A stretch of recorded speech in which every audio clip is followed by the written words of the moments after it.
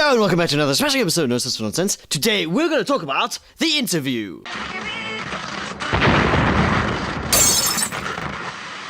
I received a comment in my previous video from a listener asking me to review this movie, so I shall. Now the interview is the story about Dave Skylark and his producer Aaron Rapoport. Two people who run a successful tabloid show. A media show that specializes in giving people useless information that they want. The type of media that gives priority to things like Miley Cyrus twerking her ass on stage instead of focusing on serious news. And these two people are requested by none other than Kim Jong-un, a big fan of Dave Skylark, to do an interview with him. In the acceptance of this invitation, the CIA recruits Dave Skylark and Aaron Rapoport in the hopes of assassinating the North Korean leader, and from there our movie begins. They all heard the stories about this film and the media frenzy that it brought when the North Korean government threatened the USA if they dared to release this movie. Even though this film is a complete mockery of North Korea's leader, I am generally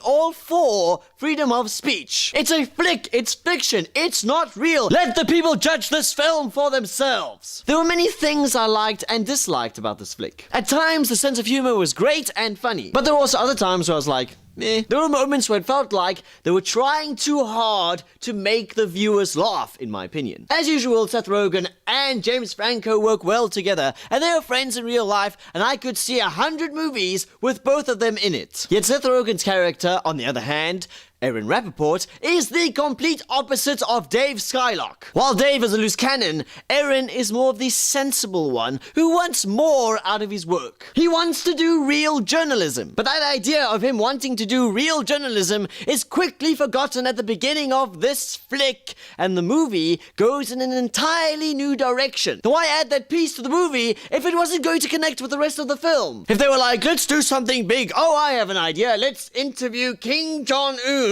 the North Korean evil leader, that is something that would have connected better with the story. Plus, I didn't like Kim Jong-un's character. The actor did a good job portraying him, but I don't think he was well casted for that role. The only thing I think he matched well with Kim was that ridiculous haircut. I mean, look at that. At one point, someone's finger gets ripped off, and another one, and then there's this ridiculous fight. It's as if they tried to reapply that ridiculous shock factor that you found in This Is the End, which is something that worked well in This Is the End, and a movie that I actually fairly enjoyed. But that shock factor was alright in the interview, but sometimes I also found it a bit annoying, a bit of a nuisance. There was this one part, though, that I thought that was really cool, is when you see this psycho North Korean chick pick up this heavy machine gun and unleashes hell. At that particular moment, I thought I was watching a Robert Rodriguez or a Quentin Tarantino film, and that scene was relatively epically awesome. I really have a lot of mixed feelings for this movie, and I really had a lot of trouble rating it. It was funny at times, the story was okay, and the acting was alright. This movie isn't the best flick in the world, but I always follow my gut, so in the end, I will say that the interview deserves a thumbs up.